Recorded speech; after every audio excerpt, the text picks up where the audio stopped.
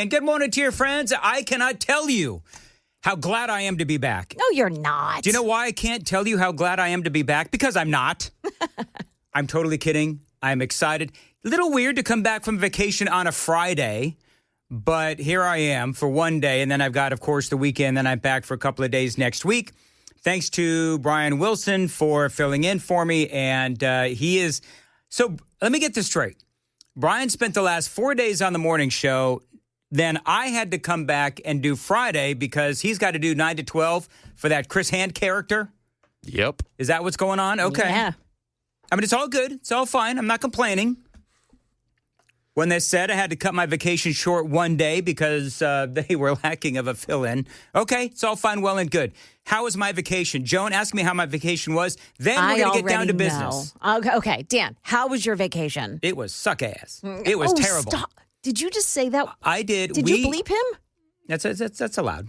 So, I hope. So, as long as he wasn't referencing an act. Yeah. Oh, I see. So, I was going to go up north to see my grandson. He got sick, and so I couldn't go. And then I was at home, going to spend some nice time with the little woman. She gets called to Atlanta for 4 days. Oh. And then Riker gets the flu. So you had to stay home and, yeah. My entire vacation was spent dealing with a 12-year-old with the flu.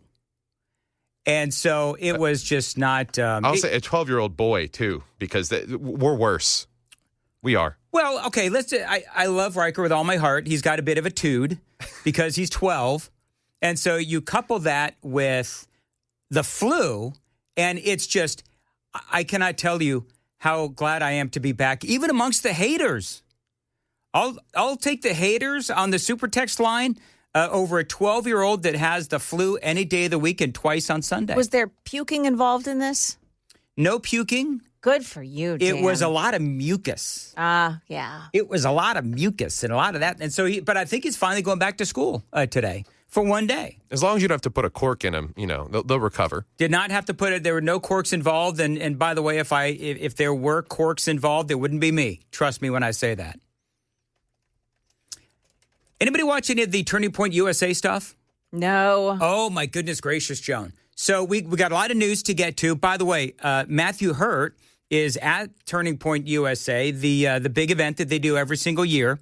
And it is going on right now. And so he is in Arizona watching the likes of Tucker Carlson and Ben Shapiro and Erica Kirk and many other, big-time conservative names.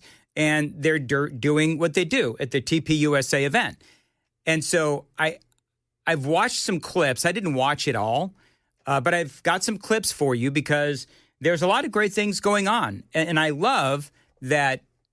And we talked about this. Do you know who was on the big podcast with Mostly Peaceful with Dan and Chris? Matt Murphy joined us. So we've got, it's a year-end spectacular. It is over 2 hours long.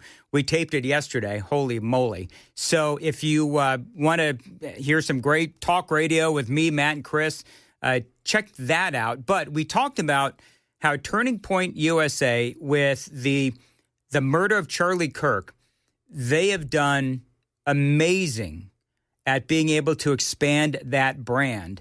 And I think that this event has done wonders to, number one, sort of help the state of mind of everybody there at Turning Point USA. Of course, as you can imagine, they've been in a funk since the murder of Charlie Kirk. So morale is definitely low, but they've been hard at work spreading the message of Charlie Kirk. Now, and I got some video here. This is Erica Kirk announcing just how much Turning Point USA has been able to grow. Listen. I want to share with you off this paper. I'm not going to wing it this one because I want all of you guys to absorb the magnitude of these numbers. The number of student requests to get involved since 9/10. 140,000 plus get involved requests have been submitted since 9/10. 140,000. Total number of students involved. This is involved within Turning Point USA. 1 million plus students involved in Turning Point USA. Now, the reason why this is so important, obviously, is because there's been a lot of talk about how President Trump is beginning to lose the younger vote. I mean, that is just something that everybody's been talking about. I get it. I know. If they can continue down this road, if Turning Point USA can continue down this road of trying to spread the message of conservatism, and I believe that J.D. Vance is a great voice in that, then I think that will bode well for the midterm elections. This actually comes at a really good time. Do you know why this comes at a really good time? The reason why this comes at a really good time was it yesterday, Joan, or the day before, where we found out just how terrible the Democrats are doing as far as the polling goes. I think I saw that yesterday. So, so yesterday, and I've got a whole thing on this, but the Democrats, you know how they love to talk about the unpopularity of Donald Trump, right? Oh, the conservatives, the Republicans, Donald Trump, oh, they're doing horribly in the polls and all of this other kind. The Democrats are not circling the drain. The Democrats have circled the drain, gone down the drain, in the sewer, and now into the ocean. That's how far down the Democrats have gone as far as the polling goes. And so the ocean is just dirty with all the Democrats. I mean, that's how far they've gone. And I hit the microphone. I'm very excited this morning, apparently. So I'm going to go through some audio with Harry Enton. But the point is that with Turning Point USA, this conservative organization, and their whole point is to try and recruit and cultivate young conservatives and young Republicans at a time when the Democrats are spiraling out of control. This comes at a very good time.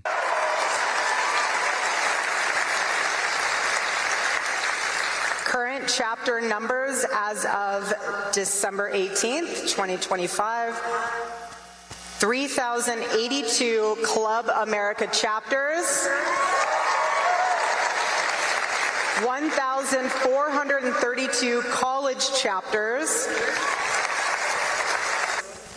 You don't have enough connections. You're not going to do it as of today. And we are starting 50 chapters per day at Turning Point USA. It's amazing. That is awesome. Erica Kirk. And over the last couple of days, I'm sure you guys covered this, Turning Point USA launches partnerships to Tennessee high schools. This is huge. Did you guys talk about this, Joan? I'm sure you did. I'm sure Chris did. Turning Point USA entering a partnership to bring chapters to high schools. Yes. Throughout the state of Tennessee. TPUSA students announcing that the state officially partnered with Club America on Friday, December 12th. State Senator Jack Johnson announcing the partnership alongside Senator Marsha Blackburn and conservative activist and athlete Riley Gaines. So I truly believe, and you were there, Joan. I don't remember if you were here, Sam, but when Charlie Kirk was assassinated, one of the things that I said was to honor Charlie Kirk, the thing we really have to do is make sure that his message gets out there and his message is not lost or his message doesn't die along with him. Clearly, it is not. And you talk about, I don't know if martyr is the right word to use with Charlie Kirk, but with his death comes an incredible rebirth of his message where it is just exploding all across America. And I think this is great. And I'm going to tell you this, too, and this is probably going to be a little controversial, but I think with all of the crap that Candace Owens is throwing out about Turning Point USA, I don't necessarily believe that it's hurting Turning Point USA. Do you? Like, I think that there is certain, like her followers, I'm not going to throw any hate this morning, her followers are listening to her and she's saying what she's saying, whatever. But I just don't see that it's hurting Turning Point USA. Do you think it's hurting Turning Point at all, Joan? I don't think so at all. No. I don't think so either. Sam, do you think it's hurting? No, I think more than anything, what the pressure has kind of been taken off by, Nick Fuentes and the other influencer side of the spectrum at the moment. That it's pivoted away from TPUSA. Candace and Erica having a talk may have mellowed some things out. Yes.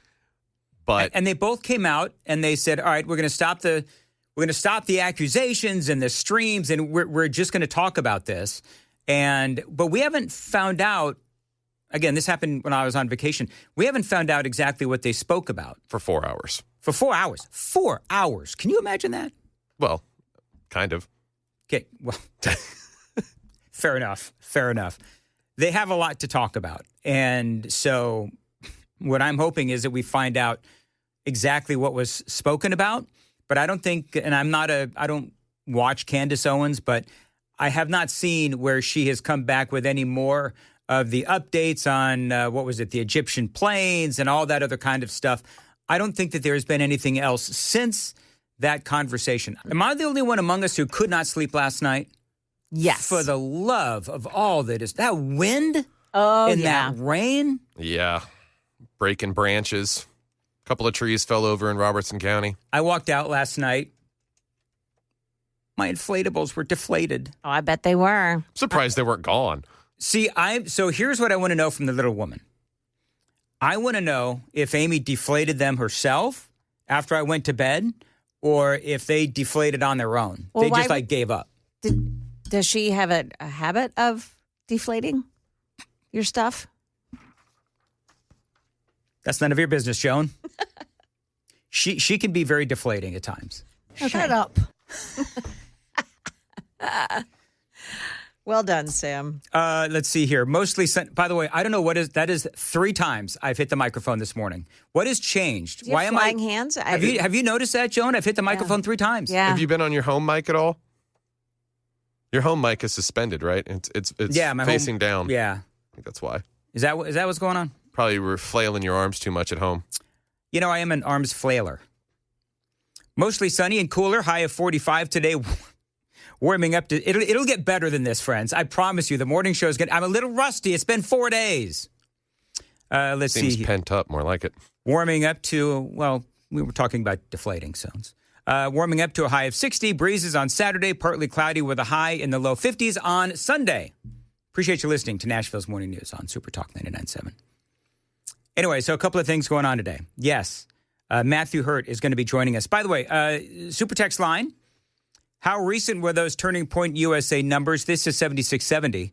I bet the biggest gain was a few days after his death. I wonder how many chapters formed in the last 30 days. Doesn't matter. I mean, whether they came in the last, it's been, 3 months? Has it been 3 months? Yeah, 3 months. All of those applications or inquiries came in, and now it's up to Turning Point USA to figure out how to get those chapters formed. And that is a Herculean process, trying to get all of those chapters formed. But I love, here in the state of Tennessee, everybody, including our state lawmakers, banding together to spread the good word of conservatism and the good word of Charlie Kirk. People are talking about Ben Shapiro. And so people are saying that it was a great speech, Ben Shapiro. He did talk about Candace Owens. Do I want to play the Ben Shapiro comments about Candace Owens? Like, do I want to Yes. Do you want me to do that, Sam? Should I do that? Yeah. Yeah. I don't want to wade into that whole thing again, because the haters, when I say anything negative about Candace Owens, not that I really care, but good Lord, they come out. And here's the deal. I love that Candace has backed away, had the big conversation with Erica Kirk. Big expose, by the way, in the Daily Mail. Insiders saying, did you read this, Joan? The reason why Candace Owens is so angry about in going after Turning Point, do you know what some are saying the genesis of all of that is? Go ahead. That apparently Candace Owens was not invited to the wedding. Oh my gosh! Of Candace really? and Erica. That's what somebody of Charlie and Erica. That's what people are saying. I don't know, and they're also upset because she was bounced out of Turning Point USA. I don't know. I don't know any of it. I don't really follow I've said this before, and people kind of get mad at me, but I don't really follow the influencers. I don't. I mean, and they're doing their thing. I love Joe Rogan. Just so you know, I love Joe Rogan. But when it comes to all of these other voices, it's just I got enough voices in my head. I don't need any others. I'm just saying. All right, it is 5:22. Nashville's Morning News. All right, so I'll play the Ben Shapiro because he calls out not only Candace Owens, but he also calls out Tucker Carlson. And that was awkward because Tucker was there. Well, we'll talk about all that and more. Maybe don't platform a white supremacist, Tucker. Well, Tucker, I guess so. And again, I'm not really paying much attention to what everybody's saying, but apparently Tucker, and I've got that audio too, is talking a lot about Islam and Muslims. And I'll play his comments, and then I'll play Ben Shapiro's comments. People are going after Tucker Carlson big time. I got to hand it to Turning Point USA, though. Knowing how controversial Tucker is and knowing the battle that has been going on between Tucker and Ben Shapiro, they had them both on the same stage. I think that's good. Is that good? I believe that that's good. Yeah, it shows that we can have a difference of opinion on some major issues and still have a common goal to unite behind. Hit that bingo with Joe Biden. Go ahead and hit that, Sam. Go ahead right now. There you go. Sam for the win. We're doing our own Christmas bumpers here on the morning show, and this is my selection for today. Joan, is that rapey Christmas song. Remember that a few years ago, the rapey Christmas song? Yes. The lovely Me Too movement. In all its glory. Yes. I actually love this song. Me too. The scene in Elf with it is hilarious. Yes. Okay, so yes. True story. Because we all know that I don't like Christmas music, but in Elf is where I first heard this song, and I loved it. And it's, in my opinion, one of the best parts of the movie, Elf, which, by the way, also one of my favorite Christmas movies as well. So I love this song. And, you know, the funny thing is, it's not rapey. It's just not. I never understood who sings this? This is Dean Martin. That's what I thought. Dean Martin, man, that dude's the king of cool. That's what they used to call him, I think, the king of cool. He was apparently very cool. He was also usually drunk. Oh. A lot of cool people are. I guess maybe that makes you cool. Bring it up. I mean, it's just a guy being a guy. I mean, if you listen to these lyrics, I mean, whatever. Anyway, all right, we're done. All right, 5:41. Nashville's Morning News on Super Talk. All right, so we're talking about Turning Point USA and how you had Tucker Carlson. He was on the stage, and I played his audio about how he is accusing conservatives of bashing Muslims, I guess, and hating on Muslims, whatever.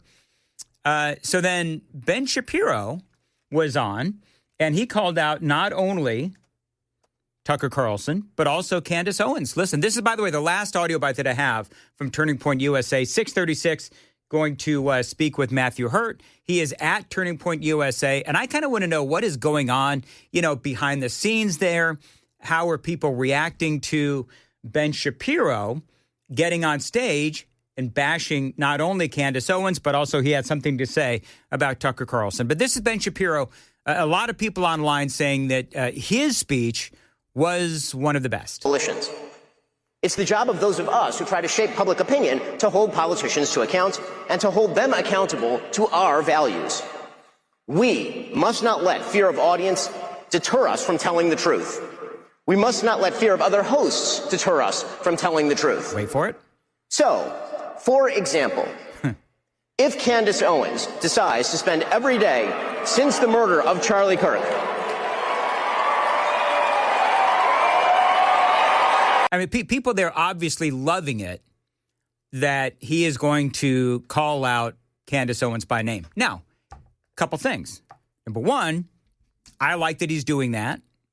Candace and Ben Shapiro, they have long been mortal enemies ever since she left the Daily Wire. I believe that she got fired from the Daily Wire, whatever. So She did. Yeah. So do we know why she got fired? That was always kind of a vague. People have said that is when she really started going anti-Israel. Yes. So it happened to kind of when Israel invaded Gaza, started firing back, standing up for themselves. Yeah, I was going to say, you mean when Israel was defending itself? Yes. So this is more from Ben Shapiro.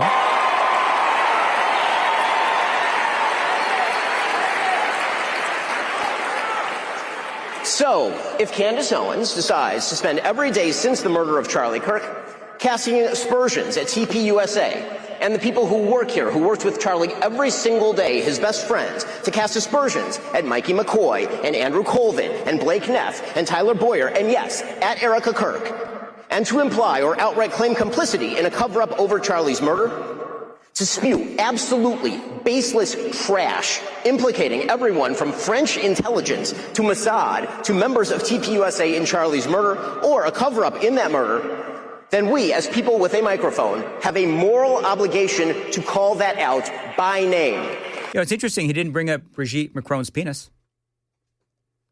Because that was another big thing that Alleged she kept penis talking about. Listen, I just report the news, Joan. Yeah. And that's what she was saying. And it was never confirmed if it was a big thing to be talking about. Mm.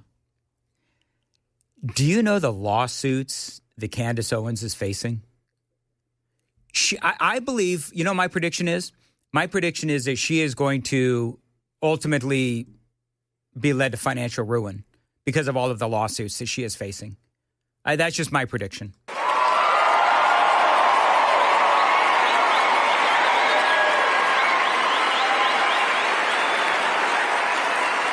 Erica Kirk and TPUSA never should have been put in the position to have to defend themselves against such specious and evil attacks, particularly in a time of mourning.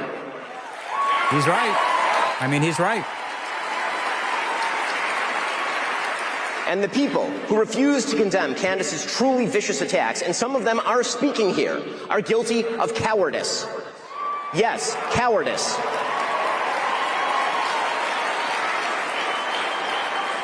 The fact that they have said nothing while Candace has been vomiting all sorts of hideous and conspiratorial nonsense into the public square for years is just as cowardly.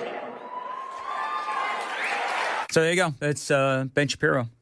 It didn't hold back, and it was clear that the Turning Point USA crowd was all about it and wanting Candace Owens to be called out by name. And that's part of what Shapiro has been saying is, listen, if she's going to do what she's doing, then she is going to get called out. And Turning Point USA and people who have differing views are also allowed to call her out, especially when, and I don't want to belabor the point because it's been belabored enough, but she's still not bringing anything specific. However, I love that Erica Kirk and Candace Owens, they met 4 hours, a lot of conversation, and everyone is now putting down their guns, so to speak, and keeping their powder dry, as they say.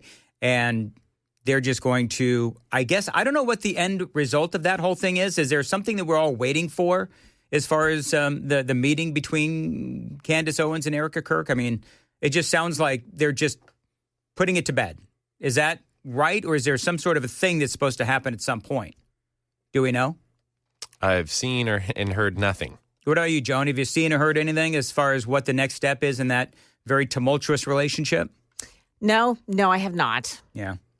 Which is probably for the best, actually. Well, just to let this whole thing just go to bed. Which I would, in my experience in teachings of things, when something like that comes up, especially in media, and then we're not going to have any kind of further conversation about it, that means lawsuits were discussed. Well, that's what I mean. I mean, I believe that whether it is Brigitte Macron or, you know, people that she is complicit is the word that she has used, I believe. Candace Owens, the word that she has used is complicit when it comes to Turning Point USA and the death of Charlie Kirk. And I think that you're probably right. They probably did start talking about lawsuits because I think that what she has been saying, and she's been calling out specific names, defamatory. If I really wanted to go down this road, I could play, and I'm not going to because I've spent too much time on it already, because there's a lot of really important stuff that I want to get to today. But find, and I'll post it, follow me on X at Dan Mandis Show. Did you see the Piers Morgan questioning of Candace Owens? I think this was last night or the night before. Oh, and he said, who? He drilled into exactly what it is that she has been saying. And so I'll go ahead and post that to my X feed. Follow me on X at Dan Mandis Show. It is 5:49. Nashville's Morning News on Super Talk 99.7 WTN. I'm not really surprised that the Democrats have suddenly, and I've got some great audio from a couple of different sources talking about how the Democrats, they just absolutely are cratering the Democrats in the Congress. So we're going to talk about that with the polling. I want to retrace a little bit. I know that this is a day-old news, but what did you think, Joan and Sam, of President Trump's speech the other night? 2 nights ago. Phenomenal. See, that's my thing. I thought that it was a good speech. Go ahead, Joan. I'm with you. I thought it was a good speech. Okay. Now, I read the comments and I read all of the articles on his speech. Then I listened to the speech. The speech that the media, the mainstream media, talked about didn't exist.